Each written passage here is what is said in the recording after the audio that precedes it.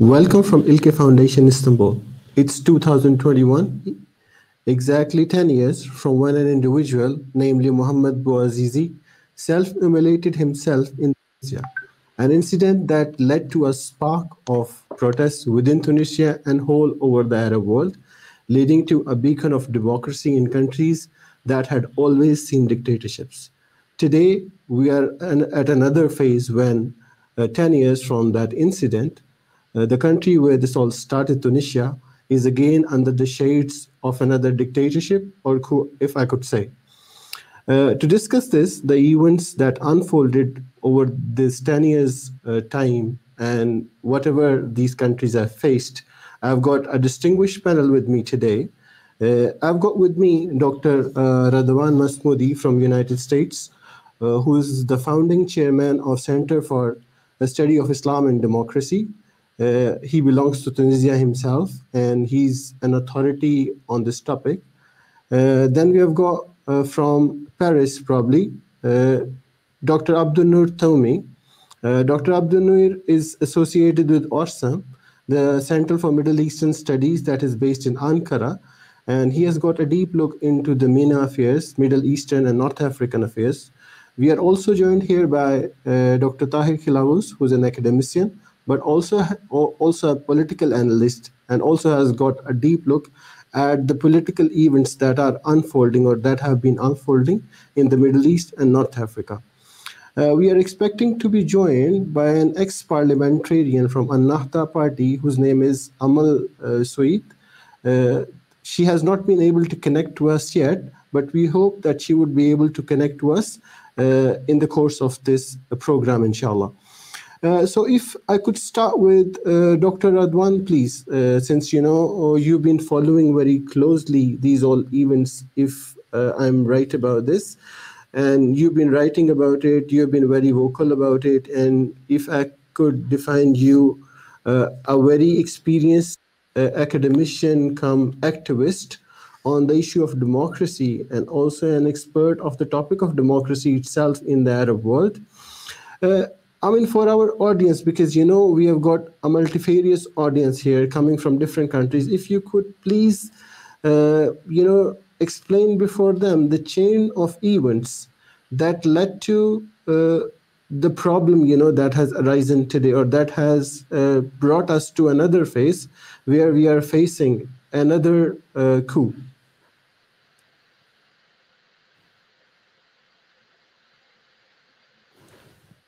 I think we've got connectivity problem with Dr. Radwan as well. So, Dr. Abdul Noor, if I could please pass on the same question to you. Sure.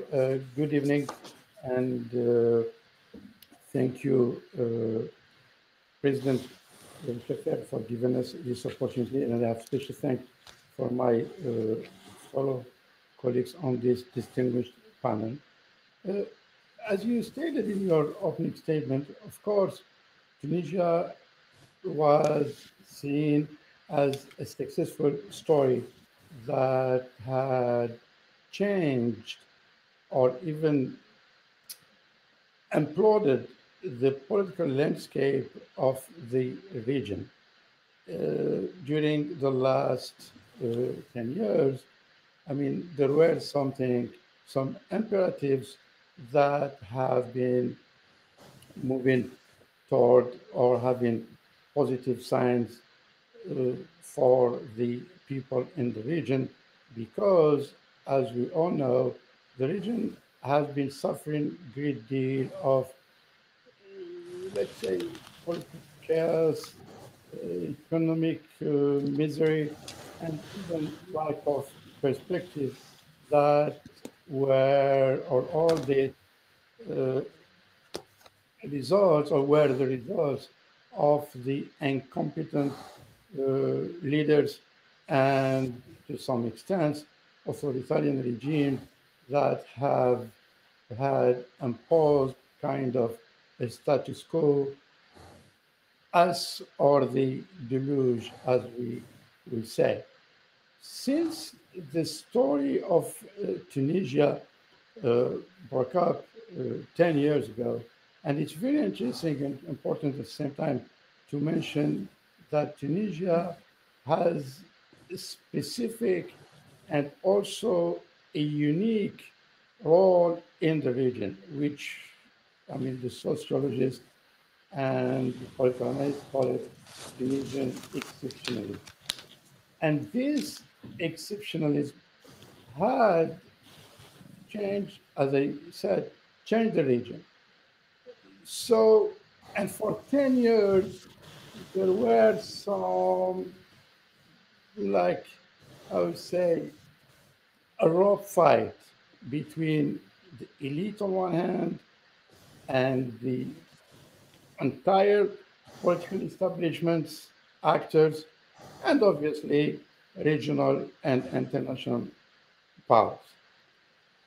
So the 10 years here, or the decade frame time, is important because we just celebrated the 10 years of the first wave of the Arab Spring, was last winter, and Tunisia, of course, was on the headlines, and all the analysts, or the majority of the analysts, they were like cheering for this ray of hope for the people in the region.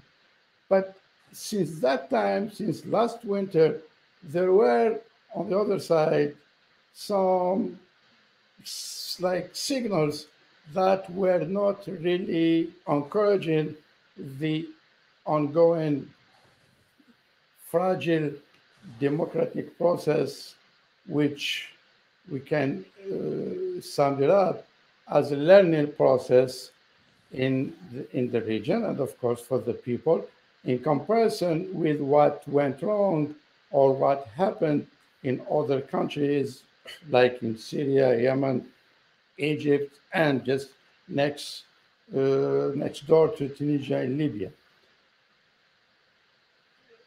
It's very interesting here to say an elected president who has a strong or solid human rights advocacy and constitutional background.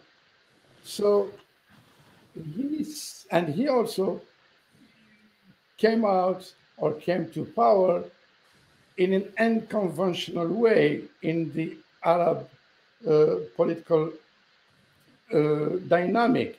So usually the leaders come or are elected with an institution and also a solid reservoir or an electoral reservoir with it. Therefore, political parties. So, however, President Kaisa, he portrayed himself as an independent, which, I mean, to some extent. Doctor, sorry to cut you off. Sure. But if I can request you two things. First of all, I mean, when Kais said coming to the power in an untraditional way or not in a conventional way, do you mean that, he was not having a party affiliation and he came as an independent candidate, which is not a very normal thing in the Arab Peninsula or, in the Gulf region, when you talk about even the democracies or Tunisia in specific. Secondly, since we have got a wide range of audience, could you please highlight, before, coming to this topic, could you please highlight how, we have been, watching very sparkling results in 2014 and 2019, I mean, if you could just spend 5 minutes on how the events unfolded, the elections, and, as a result of elections, the economic downturn, and then the protests against the democratic government. I'm sure. I mean, this is very interesting. As I said, so yes, he came out from, like as I said, an unconventional milieu, which is he doesn't have a solid political party for him. And it's very interesting. It's not only in the entire region, because we cannot include in this case the Gulf states, for instance, or some. Or even we can add Yemen as well. But however, let's say if you compare with countries like Algeria, Egypt, Iraq before, Syria, so it's very, very hard. It's which is practically impossible to see someone emerge from the political establishment, either a military institution or a solid political party behind him, like the Baas or the FLN in Algeria. So Tunisia, again, this is what makes Tunisia unique and has this exception. So Kais Saied emerged as a leader, quote unquote, of the people. And even, I mean, very interesting, even his political slogan was the people say, or I'm sorry, the people want. So he, I mean, won that election with easily or with a comfortable majority, and again to some extent, and also with the help of the Ennahda. So this maybe we can have this, I mean, topic or this segment in the next question also. So, but in between, so Kais Saied, when he came in 2019, when he was elected, of course, so it was, I mean, there was in early elections following the death of late President Beji Qaid Essebsi. But from that time, that's a year and a half, so Kais Saied portrayed himself as a real independent, but or at least to some segment in the political spectrum in Tunisia and to the international audience. But meanwhile, he didn't deliver. I mean, why he didn't deliver? Because he was kind of looking, or for these excuses, that the constitution doesn't give him much room, meaning by this, a large executive power to deliver, otherwise to have stable government that he can portray or implement his public policies.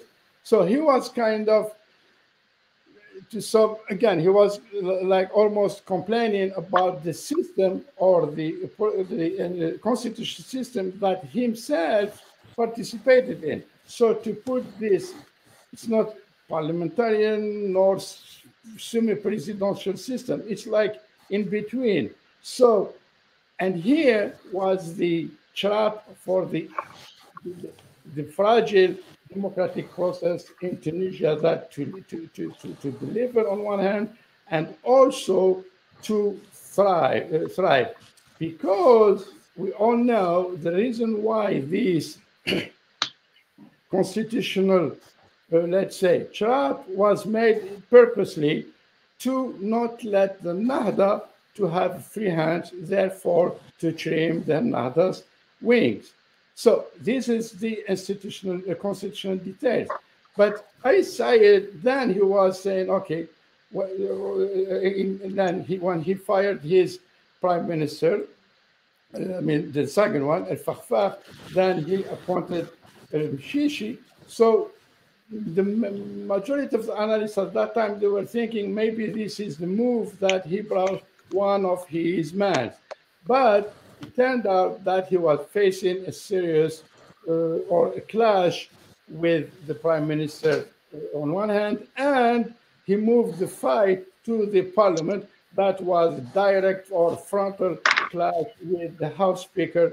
That, again, the House Speaker himself, he has been trying to find a middle way and to break through and at least to deliver to the people that, as you mentioned, who were, like, again, losing their patience, because, of course, democracy is good, freedom is nice, but we need to eat and we need to have some economic or relative economic prosperity.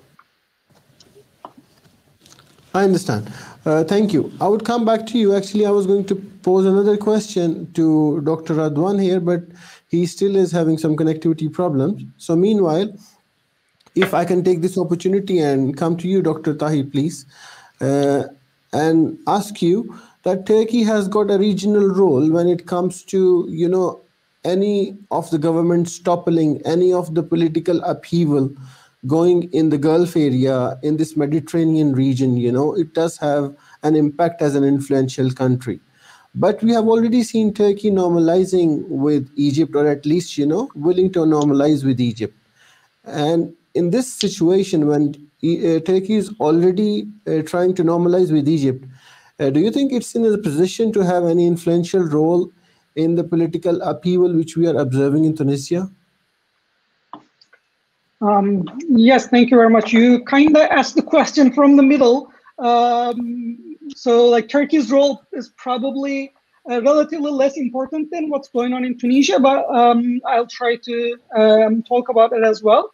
So as you know, like in the Middle East, nothing happens only in the domestic level. International factors are quite important for what's going on in domestic politics as well. And we see this in Turkey, in Egypt, in Tunisia, or in other countries as well.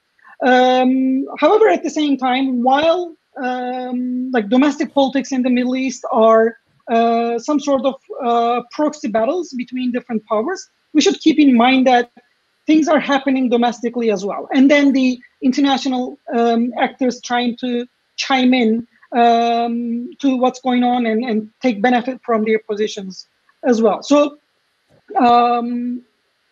what we see in these days in Tunisia, this intervention or coup by the president Kaisa is primarily triggered by most of domestic factors, but obviously in such situations, actors like Kaisa always look for international actors to get some support for their activities as well. So regarding Turkey's role here, it is. Doctor, if you could allow me to interrupt you here. I mean, before we can go to Turkey's role, since you think it's not going to have a very leading role, so we can deal with something that is more important, and that is, I mean, since you have mentioned it, the economic downturn, on the economic factors, or the conditions within the country, the domestic situation, that probably has a magnanimous impact on what is going on in Tunisia. At the same time, do you think there's also a role of deep state, or there's also a role of international community, or we cannot call it international community, but the Western powers, which we normally think they are at the back of anything that any of these countries undergo? Again, so when things happen, we usually look for an ancien regime trying to stay in power, or international powers trying to do certain things. And we see examples of such things in Turkey, in Egypt, in multiple occasions. There are some similarities in Tunisian case with these as well, but there are some significant differences as well. So first of all, when it comes to the issue of an ancien regime or a deep state that you mentioned, Tunisia reflects a slightly different situation than in Turkey or in Egypt. Both in Turkey and Egypt, there are very strong military apparatus that are controlling not only that have not only political power, but at the same time important economic and social power as well. So the presidency, the military are quite important in Egypt and in other ways in Turkey as well. In Tunisia, there are obviously some security apparatus that are important in as part of the ancien regime as well, but this was not the military, this was not the army. At least at the time of Zine El Abidine bin Ali, this was the police, because Bin Ali came to power with a bloodless coup by the hand of the police forces against the army. So at the time of Bin Ali, the army was relatively weaker, and Bin Ali established a police state. So after the revolution in 2010, 2011, the army relatively got back some of its powers, both politically and economically, but the Tunisian military is generally known as a relatively less political military than Egyptian and Turkish counterparts. So in that sense, yes, we can talk about a potential ancien regime in the sense that there are elite political actors that belong to Bin Ali regime or that belong to the authoritarian regime before the revolution, but the ancien regime was not as solid and coherent as in Egypt and Turkey. So when it comes to the international factors, there are some like indications that Kaisa was seeking multilateral relations with different actors, and we saw a visit from the Saudi royalty to Tunisia, and then another visit from Kaisa to Egypt. So in a sense that some people consider that Kaisa is moving towards the Saudi Arabia or UAE axis in the Middle East against the Qatar and Turkey axis. However, the relations between Kais Saied and Turkey were not necessarily bad either. So there were relatively decent relations. So in that sense, we can argue that international actors are closely following what's going on in Tunisia, and maybe they are supporting one side or the other. However, I personally think that this is mainly because of domestic reasons than the international meddling that we are seeing in Tunisia. Right, thank you very much. I mean, that is actually an interesting facet of it, like, how the police state became an army state probably, or how the army actually relatively got powerful after the advent of democracy in the country. So before I ask you next question, let me get back to Dr. Abdunnoor. Dr. Abdunnoor, there is another, dimension to it. The dimension is the secular versus Islamist debate. And I think this debate is very pertinent to the situation of Tunisia. Because if I rightly remember, in 2013, after the first interim government of Nahda, they had to come out very vocally about not going to be bringing an Islamic constitution in order to find an acceptability in their society. So do you think it is also to do with the social fabric of the society that is not ready for an Islamist party, that we always find protests, whenever there is a role of Nahda in the government or in the society? Sure. And it's not just a question about this dichotomy between the secularism and the Islamism in Tunisia.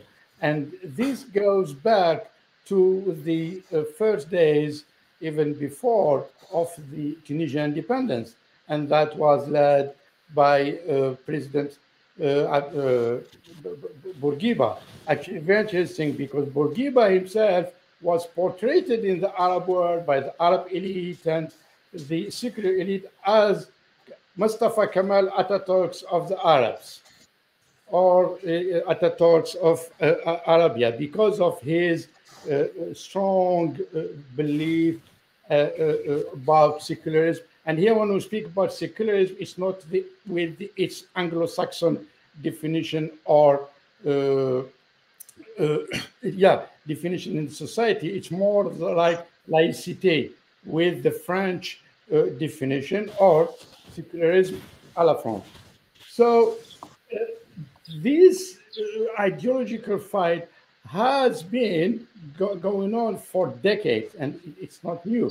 And this goes back to the 70s, before even the emergence or the birth of An-Nahda and the Islamists at that time, and then the MTE in the 80s, and then the coming of the An-Nahda to the political arena. So Tunisia has these elements of solid secularism / laicity.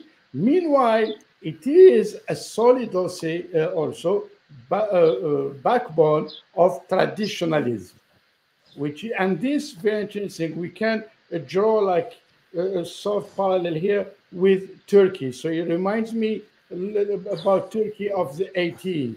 So, and this, the argument of the radical secularist by portraying today or any Islamist or any what we call it lately the political Islam. So I call it the legalist Islamist, because it was a process, and or to some extent even we can call it neo-Islamism, since the development of this ideology during the last decades and 30 years, and its performance in countries.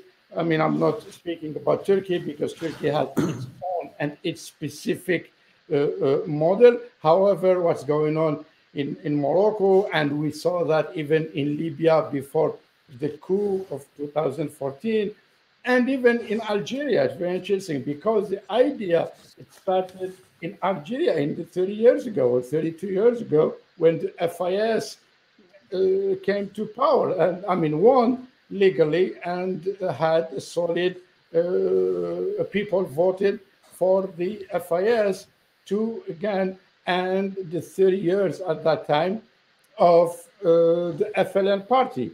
So the idea of secularism and Islamism, it goes intellectually, but it doesn't go socially, because in the end of the day, people who voted, for instance, or still vote for the Ennahda in Tunisia or the PGD in Morocco or some Islamist parties in Algeria, and it's not the full adhesion and then let's say political adhesion. It's more than the proximity. It's because they trust these people and they feel like, and this is the let's say the strength of this ideology or of the Islamists, like they operate horizontally. Therefore, their message echoes well among the left of, or the. All right, thank you much. Thank you. But the last point, and on the other hand, the secularists, they still believe, or they get their ideas for granted. They still believe that they have the say, and it is an arrogant attitude toward the people or toward the voter / the masses, because we saw this in any election, or whether it's local or national, parliamentarian or municipalities, they don't participate or they call for boycott. For instance, we saw that in Algeria lately, or the secularists didn't participate in the election, arguing that it's not going to be fair, free and fair elections. On the other hand, we saw this in 1992. In Algeria, for instance, they supported the military coup, which is interesting. We saw that in 2013 in Egypt. The secularists supported the military coup. And we are observing here in Tunisia these days, they are, as if they are walking on the eggs. They still, the secularists, they believe in freedom, and they believe in human rights, and they believe in whatever secularist values are. But when it comes to such behavior like this, whether it's a soft coup or a hard coup or military coup, we can call it whatever it is, but it's still an unconstitutional. They don't, let's say, take a bold position like the Turks did in 2016. And here's very interesting. If we want to draw a parallel with the democratic process that is winning and that is thriving in Turkey, because there is this, actually, it's kind of very paradoxal,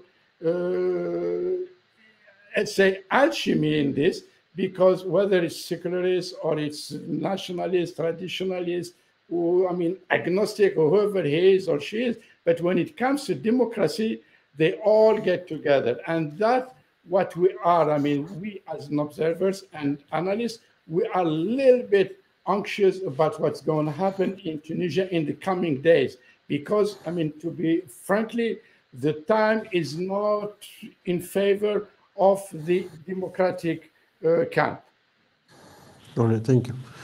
With your permission now, if I could welcome Ma'am Amal. You were apparently having some connectivity problems. So let me welcome you to the panel. Ma'am Amal has been serving in the parliament in its last tenure. So probably she has got a very close link to the event, and she also has a deep look into the country's situation. We have already talked a little about how these events unfolded, but since probably you have got the strongest or the closest proximity with how the events happened in Tunisia, if you want, you can brief us a little about how the events brought us to this stage when the democracy again is under the shades of a coup. And other than that, I have a specific question as well from you. I mean, when we talk about this specific event of suspension of parliament and the prime minister by the president Kais, did he have these powers under what we are hearing as the Article 80 of Constitution?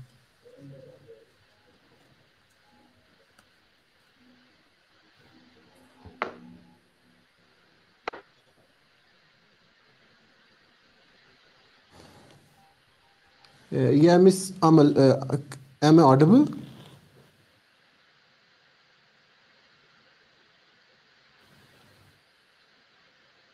Okay. She again has got a connectivity problem. I mean, apologies from our end, but our guests are having a lot of connectivity problem today. So if one of our respondents want to put some light on this question, otherwise I've got another question which priorly I was going to ask to Dr. Radawan, since he's leading the Center of Islamic Democracy and he is currently residing in the United States. I was going to ask about the apathy of the West. Whenever we talk about the Muslim countries or the Muslim communities and the events unfolding in those communities, we see the reaction of the West, the organizations, as well as the big countries. It's not similar to what they do when it happens in the non-Muslim ones. So Muslim bloc behavior is different than non-Muslim bloc behavior. So Dr. Tahir, if you could please, highlight or put some light on this question. Sure. So this is a common issue. Again, unfortunately, when we talk about what's going on in Tunisia today, we usually refer back to what happened in Egypt in 2013. We see the inaction of the United States or many European countries in Egypt in 2013, and they pretty much let what happened in Egypt at that time, the coup by the hands of General Sisi. And we usually see these kind of situations when there is an intervention, military intervention, etc. So today, what's going on in Tunisia, again, it's different. It has differences from what happened in Egypt, but we again see the inaction or indecisiveness of the governments in North America and Western Europe. The American State Department chimed in and they called for Kaisa for respecting the constitution, etc. However, this was not a very strong reaction from the side of the United States, and pretty much the same thing happened from the European governments. Some of them didn't even came out. So there is a general inaction that we see from the American government as well as most European governments. But this is pretty much what we are already used to in such situations in the Middle East. I understand. We again had Dr. Amal and she is disconnected before we could move to the next question. I think you've got something to say, Dr. Abdul, before I can ask another question. Could you please? Okay, I will say on the same trajectory of your question about the position of the West when it comes to the issue of dealing with the Islamist parties, if I did understand correctly your question. And Professor Tahir touched on an important point as well here, because usually the West, doesn't care much about what's going on domestically, because in the end of the day, the West cares only about its interests. As long as their interests are safe, it doesn't matter who's going on, who's going on in the country, because we saw that, as you said, their position in 2013 in the military coup against Morsi in Egypt.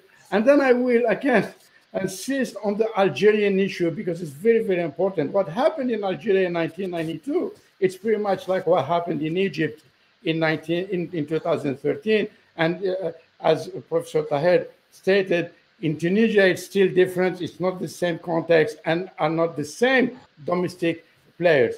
So what happened in Algeria, let's say, I remember in 1994, Warren Christopher, Bill Clinton's Secretary of State, was asked about this and what was taking place at that time in Algeria. I'm paraphrasing, and he said, this is too far from us. So now we can take that us as a noun or pronoun. See what I mean? Years later, and then when Madam Secretary Hillary Clinton met with Morsi, she said, okay, now we have to deal with the new imperatives in the region, and the Islamists are coming. I mean, they have a solid base and people are voting for them as long as they respect the democratic process and so on. But behind that, it was another strategy, which is, okay, I mean, we cannot get involved directly, but we have our, let's say, players domestically. And then we saw that what happened in attempt coup in Turkey. I mean, it started not the military one of 2016, but in before that, in 2013, that started with all the judiciary arguments, etc., and so on. So today, and we saw that, for instance, we cannot speak about Tunisia and without mentioning France, because France is still look at Tunisia as its backyard.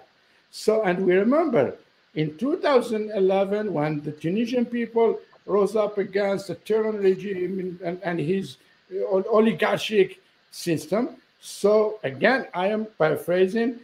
Then Foreign Affairs Minister Michel Ariomari told the MPs in the French Parliament just a week or during the uprising, Tunisian people need, or police needs more sticks and equipment. Therefore, go and destroy the protest.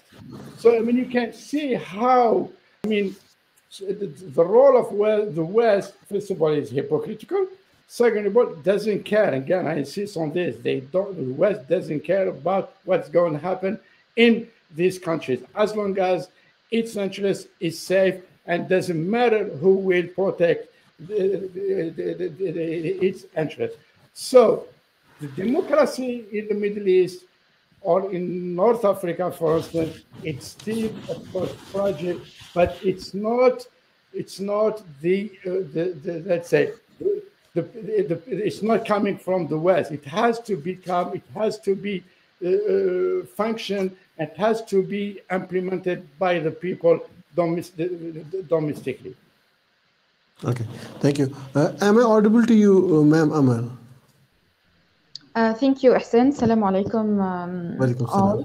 I'm so sorry for the late. I faced some technical problem because I'm not in my office and I use my phone, that's why. So thank you for this opportunity, and it's my duty, it's our duty as a young Tunisian politician to highlight what's happening in my country in this defining moments, and we should be responsible before our people and our country, and deliver the reality to the whole world.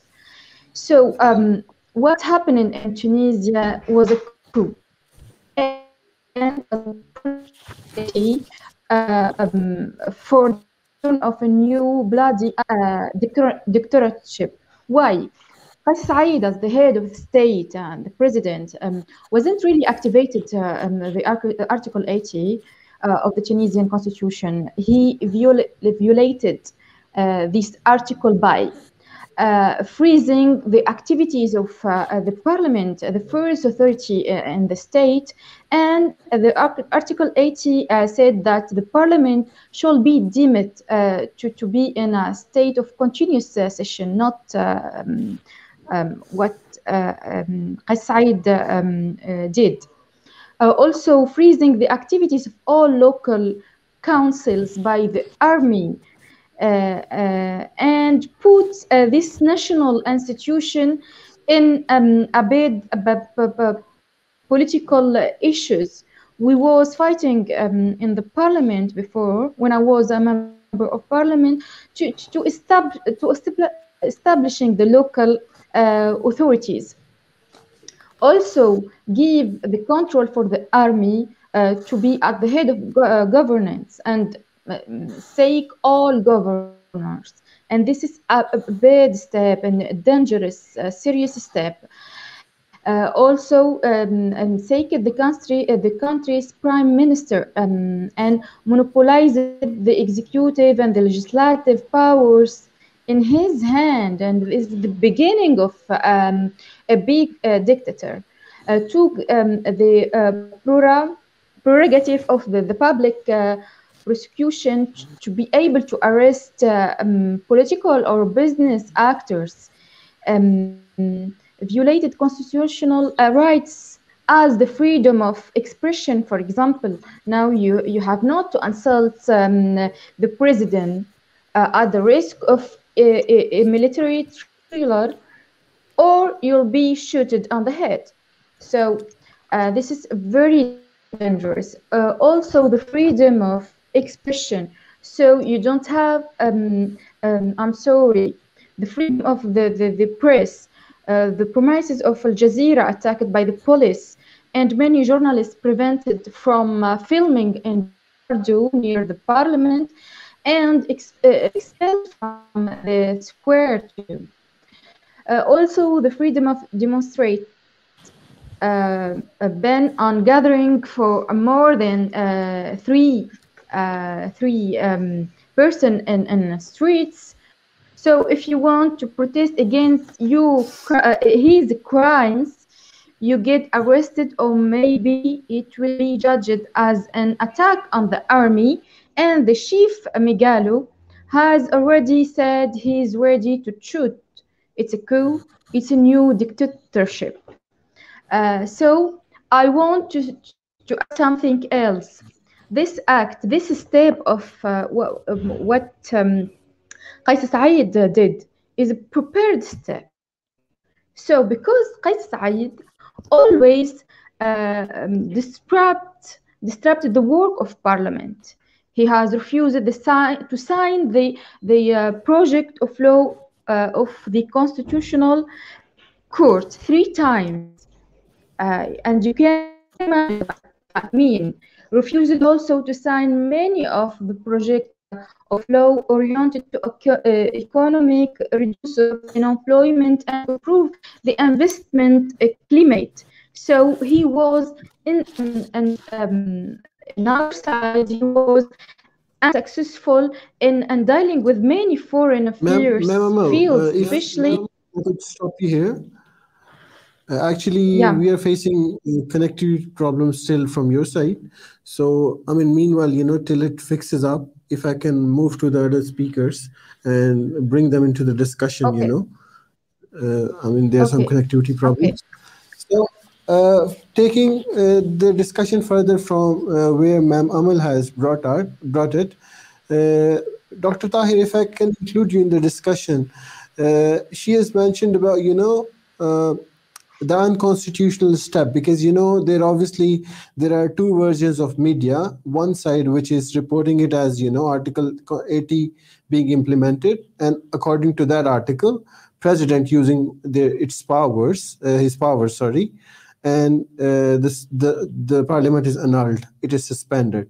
But on the other hand, as Ms. Amal has already cleared it, that the Article 80 does give him the rights to probably suspend the head of the state or the prime minister, but not the parliament. That has to be in the function, which is not the case. So in this respect, I have just heard about president calling for a national dialogue to solve the situation.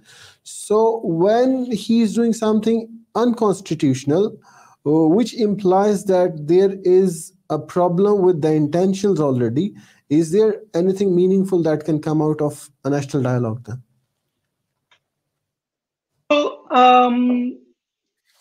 President Kaisa has some political justifications and has some legal justifications for his actions. Political justifications are related with the economic, political, social problems and crises that have been going on in Tunisia. And that's one thing, we can discuss about that. But when it comes to legal justifications, we should see that there are some legal problems. I mean, Kaisa, he is a constitutional law professor, so he knows the constitution very well, but he's also known as someone who makes slightly different interpretations of the constitutional articles than the others. So when you look at the Article 80, as the member of parliament, Amal Hanım, said before, there are actually three things that might be a bit problematic when it comes to Kaisa's decision. One is the issue of consultation. According to article, President Kaisa was supposed to consult with the Prime Minister and the Speaker of the Parliament before making this decision. I mean, Kaisa claims that he consulted with the Prime Minister and he informed the Speaker of the Parliament, but from the other side, it seems that this consultation did not happen as it was supposed to happen in the Constitution.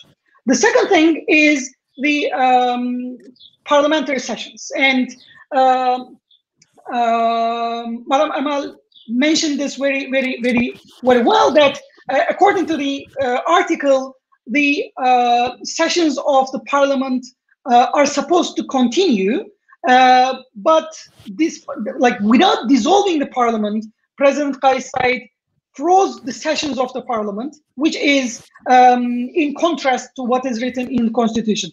And the third thing, which I think the most important problem, according to this situation, is the absence of the constitutional court. So according to Article 80, the constitutional court is the key to get out of this gridlock, to get out of this situation. However, there is still no constitutional court in Tunisia. Even though 2014 constitution mandated a constitutional court, the political actors, the political parties could not agree on forming a constitutional court that serves functionally. So at this situation, President Kaisa benefits from this gap in the political system and in the article, and he takes over those roles as well. So without the constitutional court, it is not clear how we can get out of this situation after 30 days or 60 days, etc. So when it comes to what happens next, I mean, we can discuss this more generally, but briefly for your question, yes, on the one hand, there is an unconstitutional aspect of this move, and that is why we can call this a coup. But at the same time, if you ask Kaisa, this is not unconstitutional. As a constitutional law professor, according to his interpretation, he thinks that this is a constitutional move and this can be justified in political and legal grounds, which is why he thinks that a national dialogue is possible. Obviously, a bunch of political parties in Tunisia rejected this intervention from Kaisa, and they called this a coup, and we can name the parties. But on the other hand, several parties, as well as major civil society organizations in Tunisia, did not outright reject the move from Kaisa. And we saw that the main civil society, the heads of main civil society organizations, such as the Workers' Union UJTT or the Businessmen's Union İTİKA, they went and met with Kaisa, and that shows that most probably the consultations, the negotiations will continue between Kaisa and different actors. And we will actually see how this process unfolds based on the reaction of these different actors in Tunisian political scene, and how the consultations will go with Kaisa, and how we will get out of this situation in a positive or in a negative way. Thank you. I mean, actually, I do have some questions from this end as well. But before that, if I can move to Dr. Abdel Noor, And talk about the role of labor unions and civil society here. When we talk about the idiosyncrasies of this country, Tunisia, what comes to the forefront is the role of labor unions in this country. And from what I got, or what I could have picked from Dr. Tahir's, this discussion, it is like the present president, it kind of, if not support, does not have the opposition of those labor unions and that civil society, like the dictatorship had in the past. And for their positive role, they were even, awarded a prize, if I'm right, in 2013 or 14. So how do you see their role in the present scenario?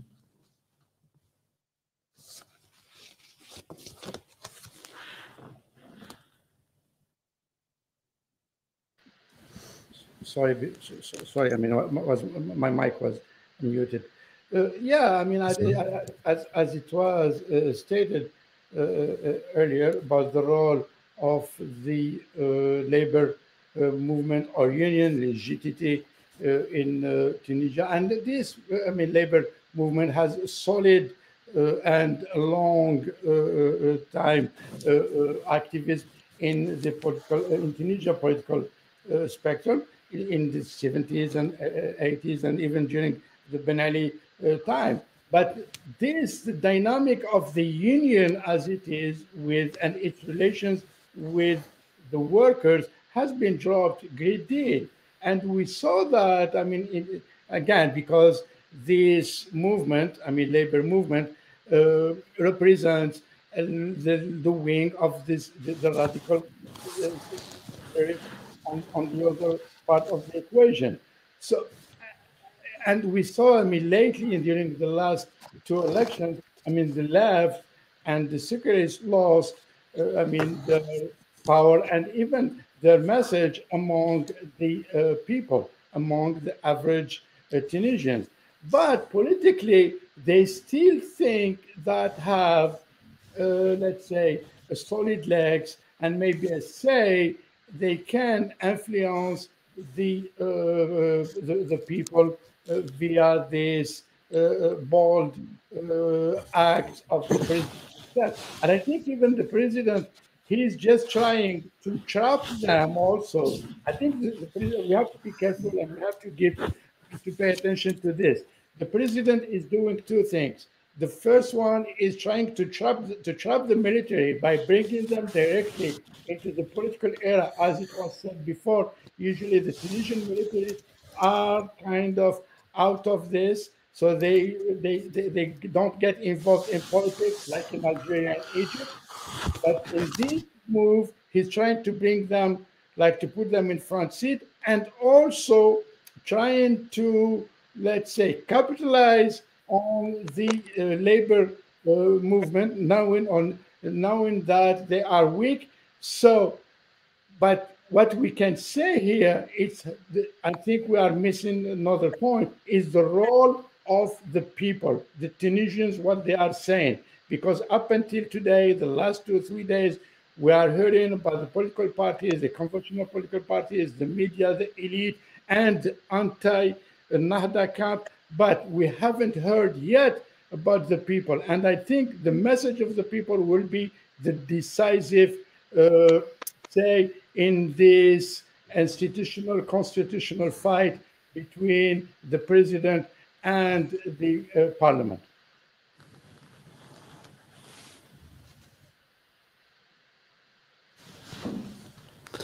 Okay, let me welcome Dr. Radwan here. He's connected to us. He's, Alhamdulillah, he's able to connect to us now. Let me welcome him. Unfortunately, he's disconnected again. We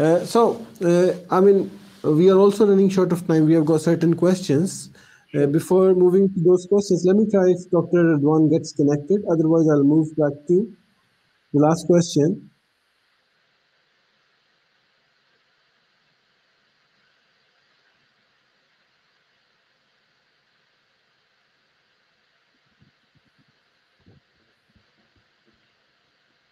Yeah. If we can, if I can ask you the question one of the questions which we have received. I think the answer is quite crystal clear, but still I would pose the question since one of the viewers has asked this question. The question is, let me pose it to Dr. Tahir. They're asking that if people of Tunisia should ask the outsiders, especially the United States, for a military intervention to stop a military intervention within the country. So, I mean, this region has suffered enough from military interventions from the United States or other actors. I think that, I mean, there should always be a proportionality between what happens and the international reaction. I mean, like we can agree or disagree with what's going on in a country, but asking for a military intervention is a very major issue. Like even in the case of like Iraq 2003, there were like Iraqis that asked for a military intervention, and at the end of the military intervention, we saw that Saddam Hussein was removed and a new regime was established. But then the military intervention of the United States left long-term impact on Iraq, and the long-term impact has not been all that positive. So there are many other options that can be done before a military intervention. First of all, a political crisis can be resolved with the participation in like multilateral consultations and negotiations, both in domestic level and international level. I think like we have at least 10 other steps between what should be done and military intervention. And I think it's not, I mean, you're not even sure about how sincere this advice is, even for Tunisia itself.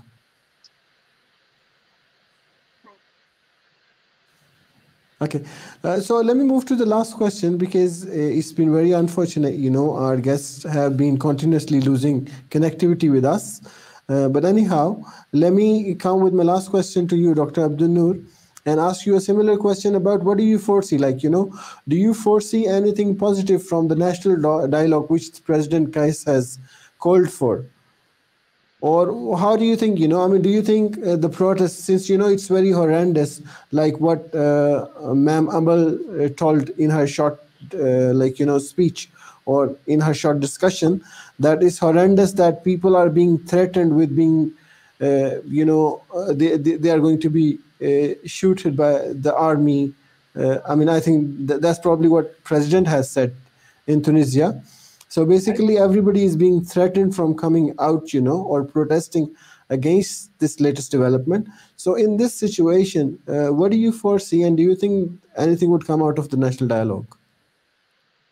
I think the idea of national dialogue is good. And also, I mean, Tunisians have this tradition to solve their crisis around a table. But the question here is, and I think when it comes to talks or discussions like this, I mean, we all are afraid to hear that, or the dynamic of who owns the field will own the table. And this is why today Tunisians are between two choices. Either take the road that millions of Turks have had taken on that night of July 15, 2016, or surrender like Egyptians to the coup of July 13th. So we are in these two, let's say, bad scenarios, because on the first one, the Tunisians today are a little bit, let's say, reticent. I mean, they're not afraid, but they don't want to clash with the military, not the police, because since Kaisa has declared, like on the eve of his bold decision to freeze the parliament activities and fire his prime minister, he might send a avalanche of bullets. I mean, if anyone can or dare to face his decision. But I think this one is still a rhetorical approach, not really, because Tunisians are not afraid to face any authoritarian regime or system. On the other hand, Tunisians today are in a deep crisis. They are facing two major crises: socioeconomic crisis and healthcare pandemic crisis. Now, and Kaisa, he just added another layer of crisis, an institutional crisis. So therefore, the Tunisians are again in a wait-and-see position these days, and they will wait for their politicians for the next round.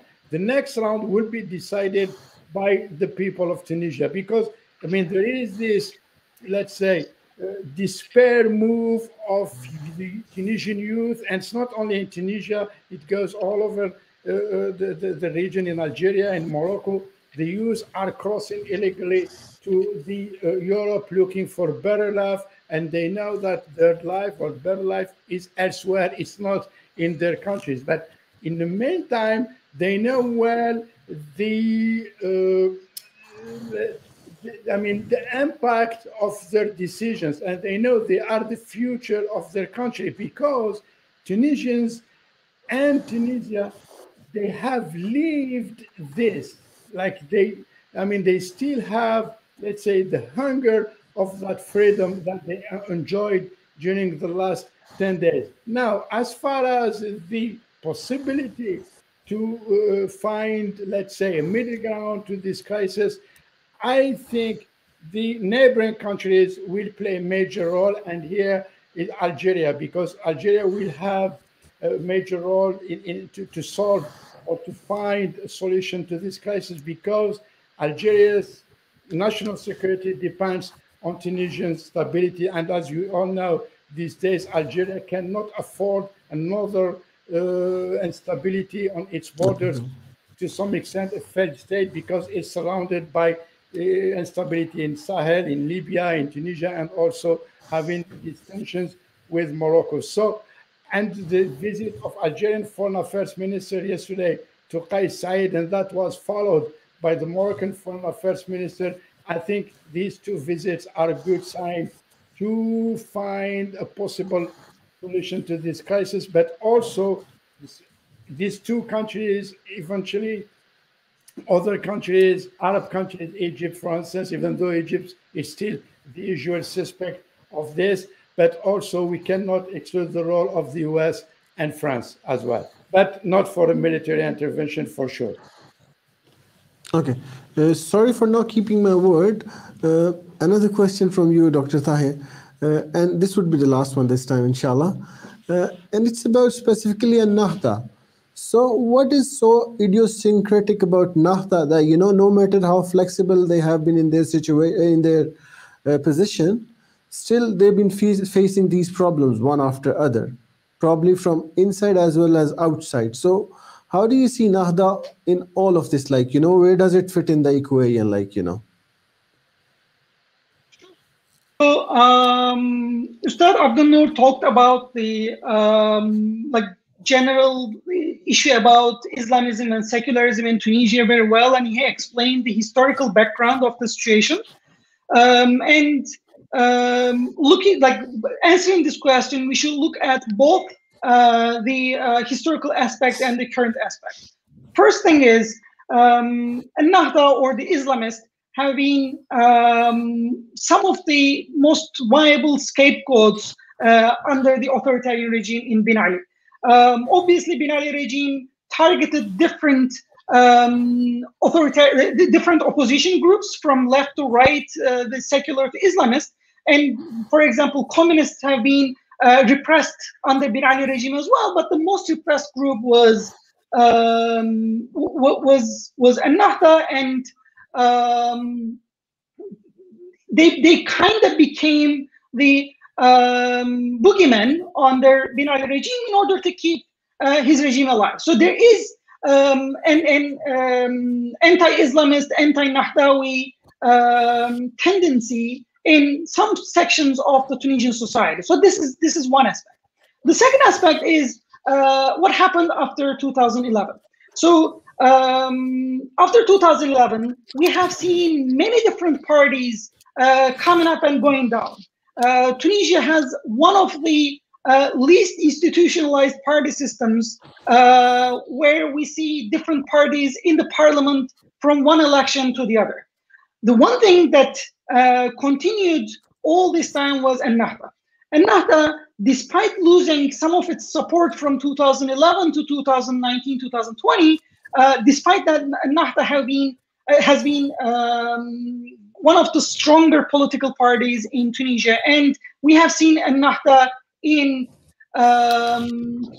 the parliament or in some of the governments from 2011 onwards. So people blaming the political parties because of what's going on in Tunisia have obviously blamed Ennahda for that as well, because they saw that Ennahda have been around all this time for the last 10 years. So some of the other parties maybe got some slack because they were not around in some of those episodes, but Ennahda has been there. So if we bring these two aspects together, the historical aspect as well as the